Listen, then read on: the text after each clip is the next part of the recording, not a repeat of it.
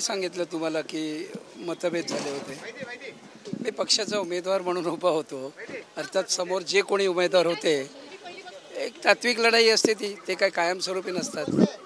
राज ठाकरेंशी संवाद झाला, झालीच नव्हती. त्यानंतर मी अनेकदा भेटलो राजसाहेबांना वेगवेगळ्या ठिकाणी. सगळं आज संवाद झाला का?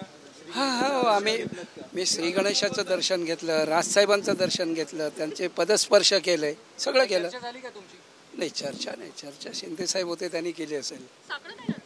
कोणी देवाला सांगितलं का सगळ्यांना सुबुद्धी द्या.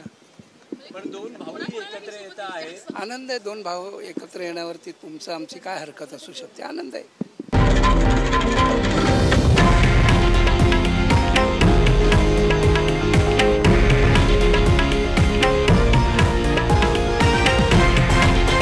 हे आहे देशातील नंबर 1 न्यूज नेटवर्क आणि आपण पाहत आहात TV9 मराठी, एकमेव.